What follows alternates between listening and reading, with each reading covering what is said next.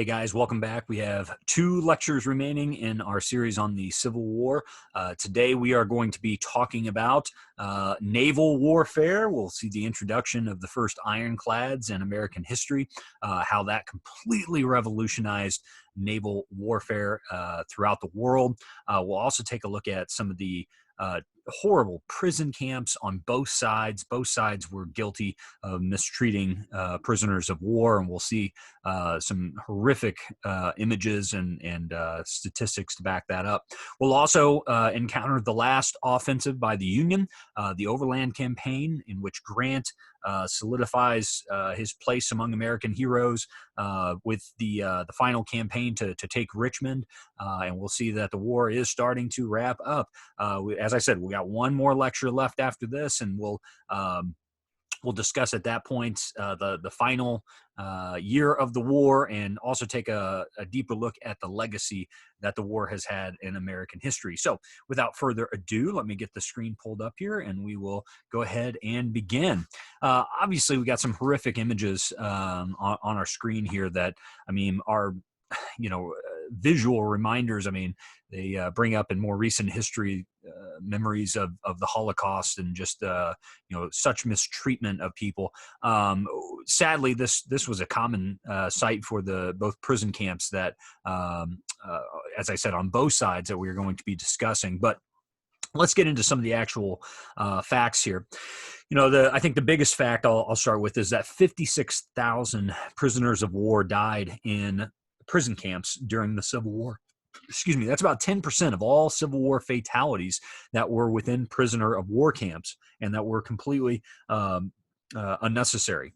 Union soldiers would capture and place were captured and placed in southern prison camps, and they had high rates of disease, low supplies of medicine, doctors, food, resulting in less food than necessary, resulting in high mortality rates. Northern prisons were just as harsh. They didn't necessarily have the same problems that they dealt with, but were extremely harsh in the North as well. Throughout the entire war here, and I'll get started with point number one, you had about 400,000 men that were captured during the war. The vast majority of these were released immediately.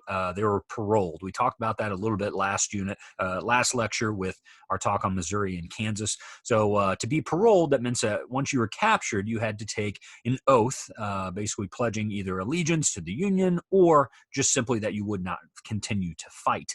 And often that was good enough.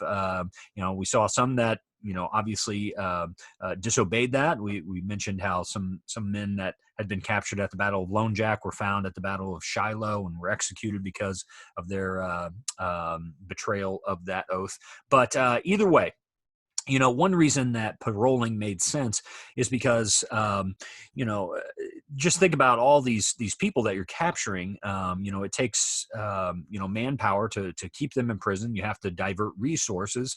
So both sides were definitely up for paroling and exchanging even officers in the early years of the war. Lincoln did not support those exchanges earlier in the war because he was afraid that it might give legitimacy to the Southern government. But after, a while, he, along with the rest of the leadership, realized that it wasn't just about, issuing, this was a real war. I mean, this was two very powerful sides. And so after a few years, both sides agreed to a system. And that system was called the Dix Hill Cartel, 1862. So for your notes, I'd write down that this was a system, prisoner exchange system. For example, they actually had like levels of acceptable trades where you could get like a captain or a colonel for in exchange for 15, privates. So, there was actually a set number on how much to these men could be traded for. The breakdown of the system happened in 1863 when the Confederate government refused to treat black prisoners the same. Remember, in 1863, you had the Emancipation Proclamation, which not only freed freed slaves in states of rebellion, but it also allowed them to fight in the Union Army. So at this point, the Confederates are no longer allowing, no longer treating those black prisoners the same. The result was that prisoners were no longer exchanged, and they were basically sent to prison camps instead. So really, the horrendous nature of these prison camps isn't until later on in the war. And I want to take a look at two of the worst on both sides here. We'll begin with Andersonville, which was a Confederate camp. It was located in the South and housed Union soldiers. In a 14-month period in Andersonville, Georgia, 13 of the 45,000, 13,000 of the 45,000 Union POWs died in this camp. That's a horrible percentage. 13,000 out of 45,000. The prison was overcrowded. It actually peaked at 4 times the capacity that it was supposed to actually hold. This meant that there was low amount of actual water to drink, low amount of food, and it also led to unsanitary conditions. I mean, if men are not allowed to relieve themselves in, there's no plumbing. There's, they are doing this stuff outdoors, and it very easily, especially after a good rain, would mix in with the drinking supply. So that just leads to disease throughout the camp. So many of these men died from diarrhea, dysentery. Scurvy was also another one where they're not getting the proper nutrients. The only water source, and this was the big problem with Andersonville, the only water source was actually a creek that ran through the middle of it. And you can see the picture of Andersonville there at the top of your screen, and you can actually see a drawing of the creek. So you can imagine, as I said, after a heavy rain, all of the waste from the prison would wash into this creek, and men downstream were actually drinking from it. So really led to the disease and a lot of sick and dying men. As I said, in the North, things weren't necessarily any much better. You had one of the worst prison camps in the North called Elmira. This housed 12,000 Confederate soldiers. About 25% of them would die from malnutrition and from the elements, just simply being outside at the worst times. Imagine, I mean, this is in New York. New York gets pretty cold during the wintertime. These men were not given proper camps, and so they were outside basically with snow coming down on them, and many of them succumbed to the elements themselves. The camp was designed only to hold 6,000 men, so it actually held double that, 12,000.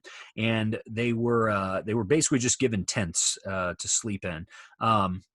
The food was so short that many men that actually survived the prison talked about how they basically began eating rats, and in fact, rats became a trade, became a form of currency in this prison, where men were actually trading rats as a form of currency.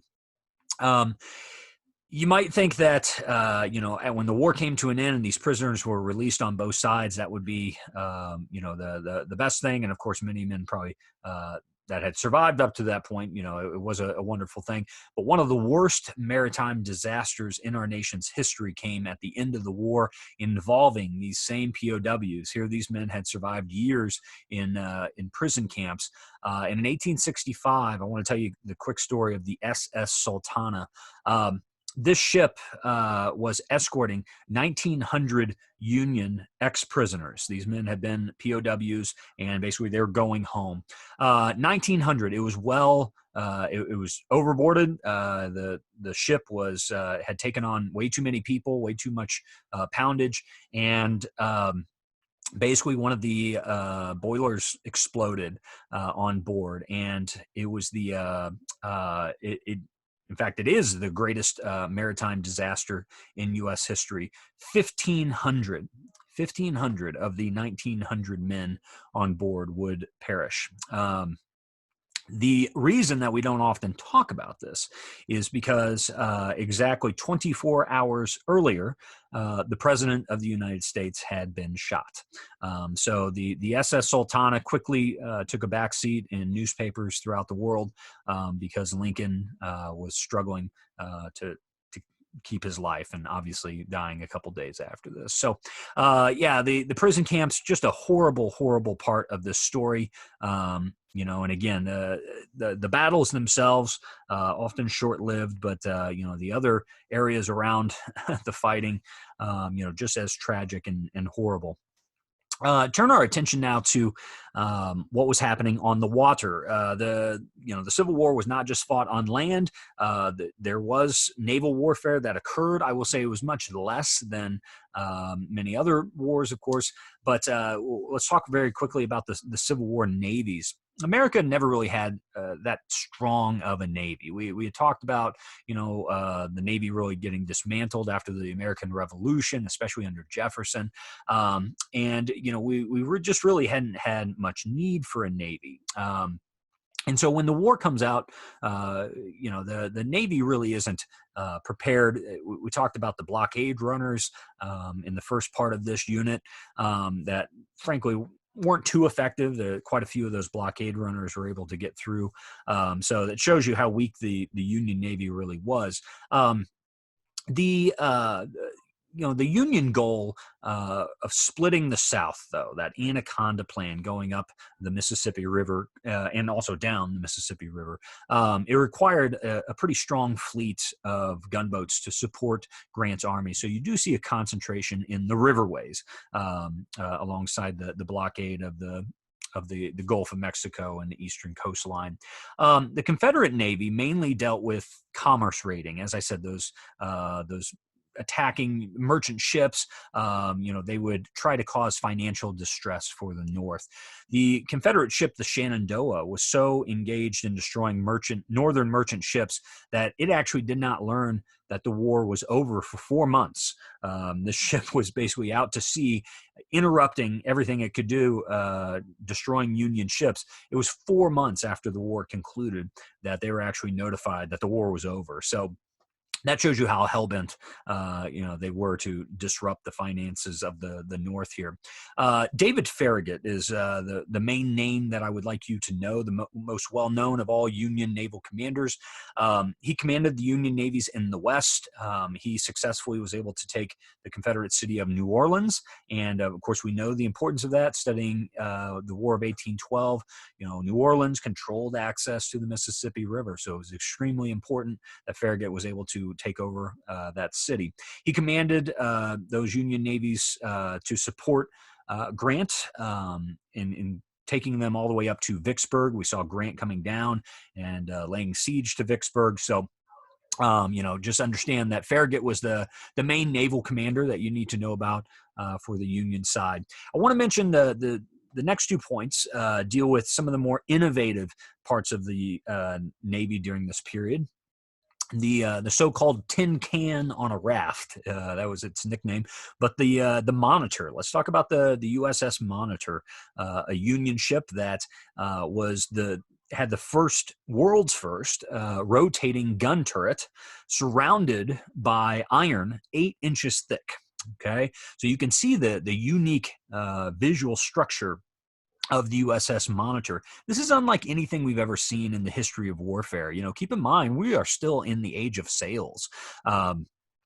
This throughout the world, most navies are made up of, large, vessels that are still, using sails. This is the first ironclad vessel that we've seen. And, to have a rotating turret, it also meant that the Monitor did not have to get its body in, absolutely 100 correct position in order to fire on the enemy. So very innovative in how it was developed, how it was constructed, and especially given the fact that every ship it was going to go up against was wooden, the Monitor was extremely unique in its firepower, its maneuverability, and its defensibility.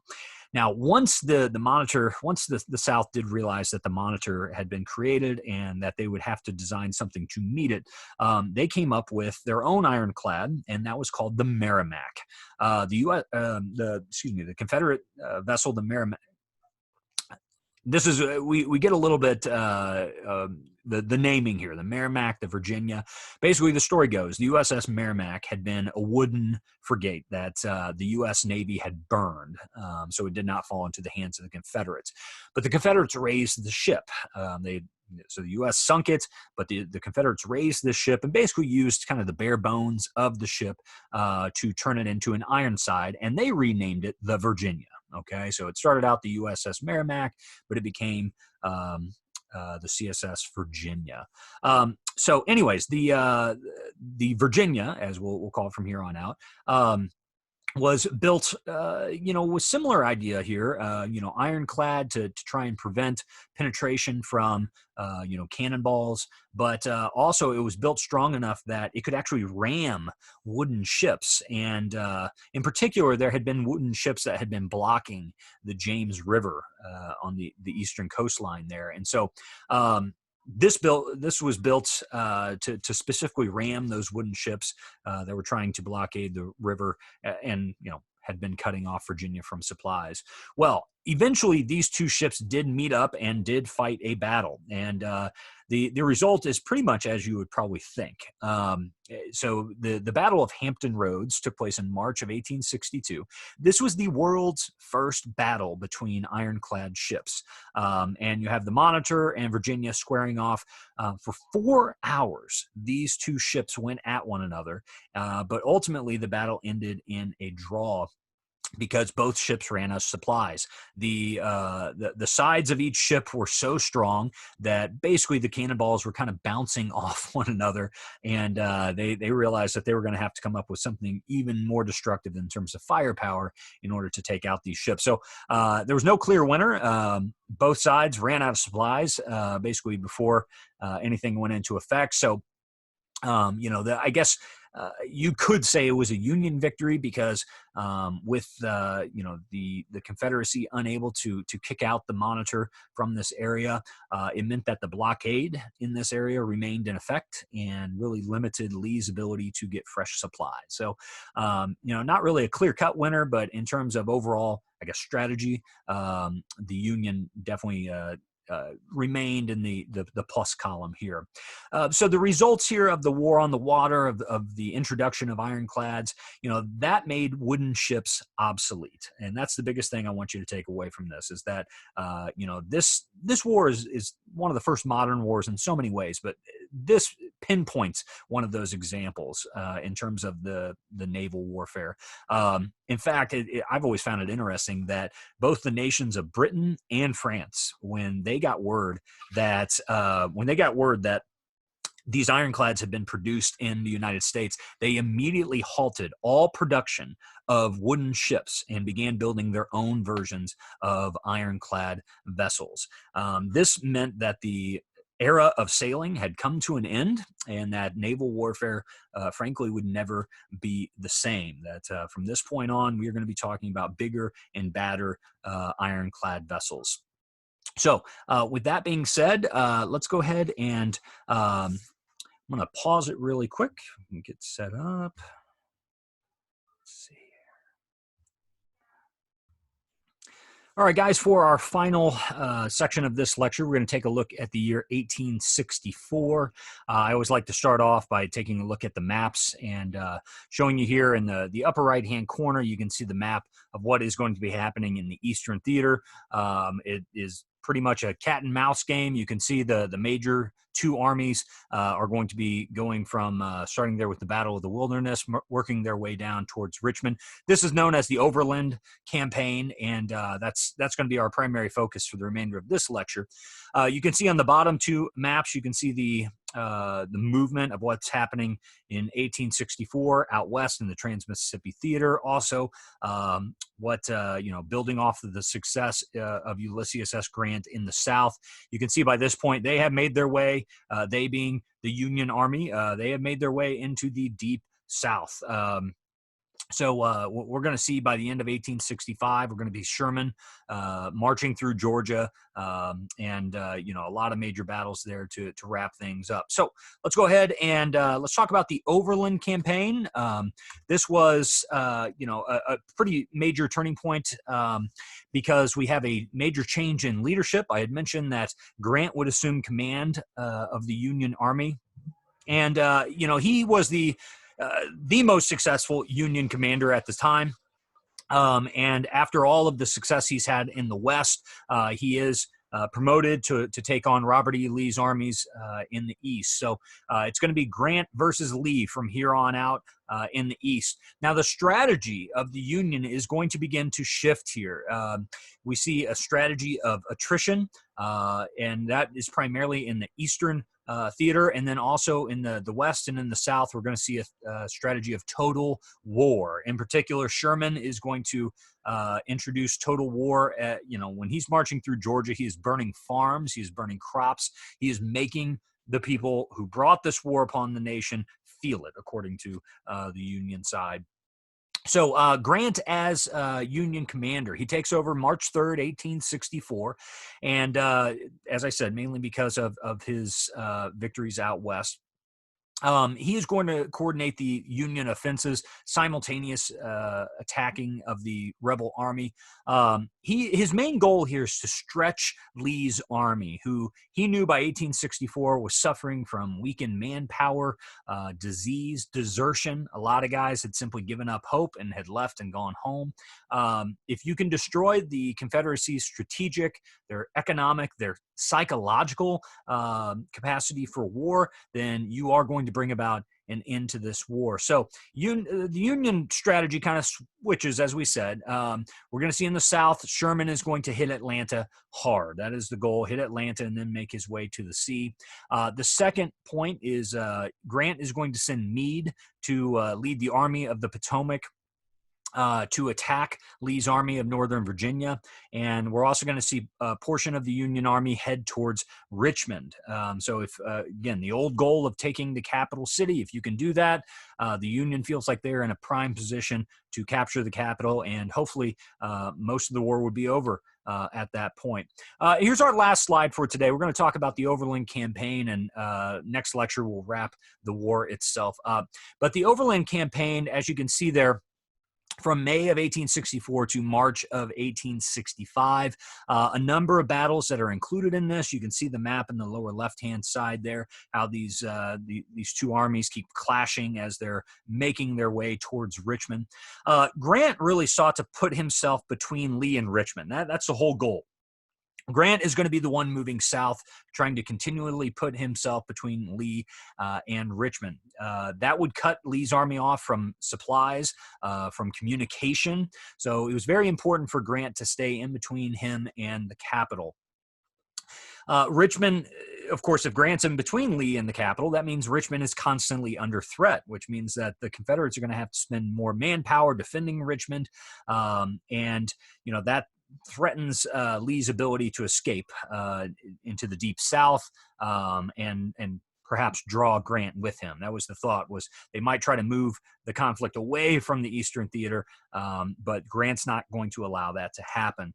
The first of the major battles of the Overland campaign, and we're not going to be able to discuss all of them, but the first one is the Battle of the Wilderness. I happen to know that through my own family history, we had one of my family members that fought in this Overland campaign for the Union side. And was a part of most of these battles. But at the Battle of the Wilderness, for me, I've always found this one to be one of the most haunting battles that you could have ever engaged in. The setup here, May 5th through the 7th of 1864. This is the first battle of the Overland campaign, and Lee will launch a surprise attack on Grant's army here, a much larger army, but that hadn't stopped Lee before. The name comes from the large battlefield that had grown dry due to the summer sun. After fighting began, the field itself actually became ablaze. It was set on fire, and the wounded, this is one of the most horrendous parts I've ever read about, was that the wounded that were left on the battlefield as the field engulfed in flames. The wounded basically burned alive on that battlefield, and the men wrote about being able to hear their screams even throughout the night as they lay there dying.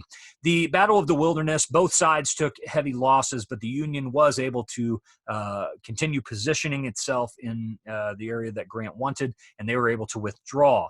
That directly led the next day, May 8th of 1864, to the Battle of Spotsylvania.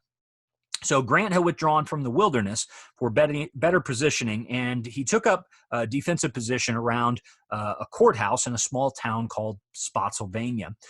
Confederate forces had beat him to the house, knowing that this is where he was heading, and basically had another inconclusive result. That did not mean that it was a minor battle. You had 32,000 casualties total in the Spotsylvania battle, and this would be the costliest battle of the entire Overland campaign, 32,000 casualties.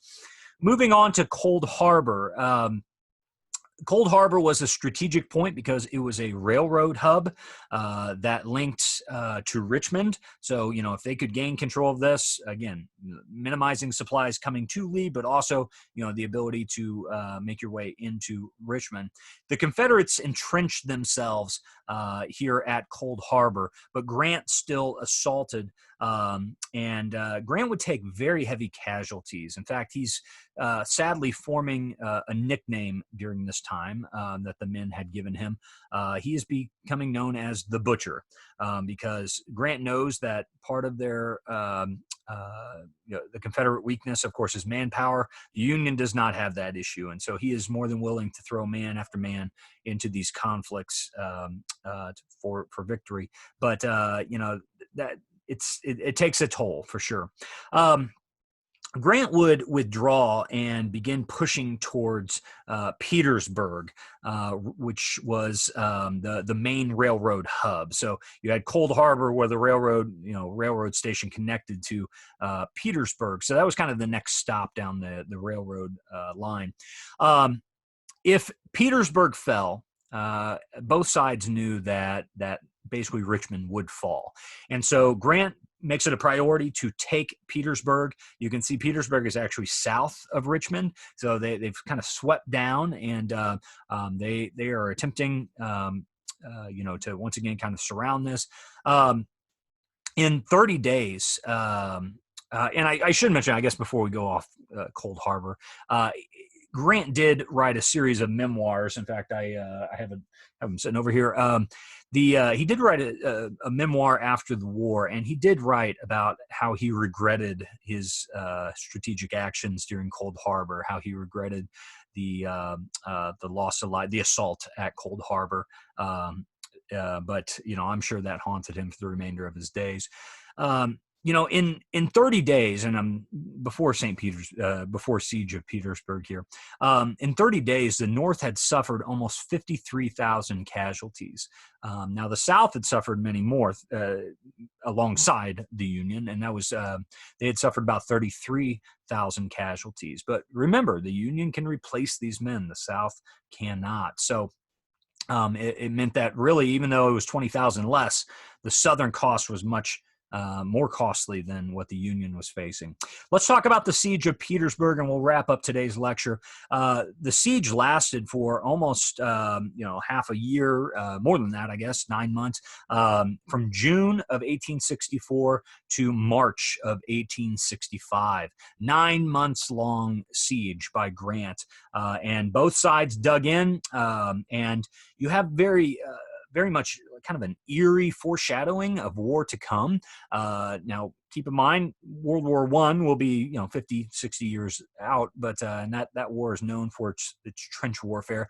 We see the exact same thing happening here, though. These men have dug on both sides trenches, and it's going to make it very hard for either side to gain ground at Petersburg. Petersburg was 30 miles away from Richmond.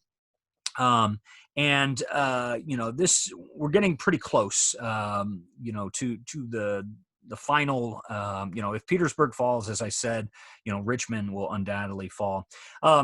one of the more interesting moments of this battle, and I want you to take a look at the picture in the lower right-hand corner there.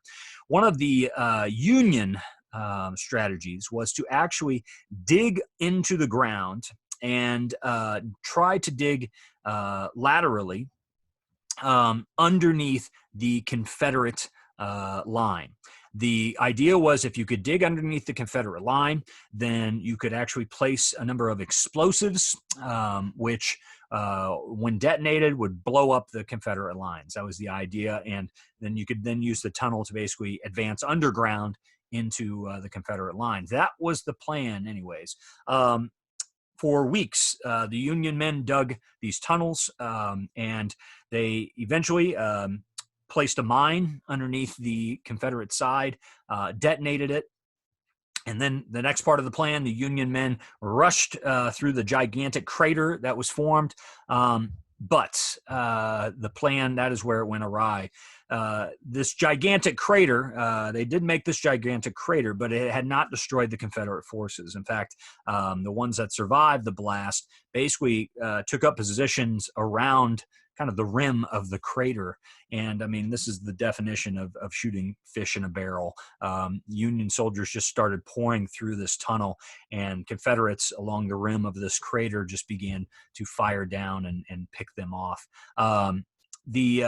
Grant also wrote about this moment of the war, and in fact, out of all the battles that Grant had said, and this is a direct quote, he said, "It was the saddest affair I have witnessed in war." Men rushing directly to their death. Although Grant and the Union Army took extensive losses, the siege was successful in two fronts. First of all, it did force Lee to move north, which was away from the western, the southern theater that was happening, and it allowed Sherman and Sheridan to kind of take the south.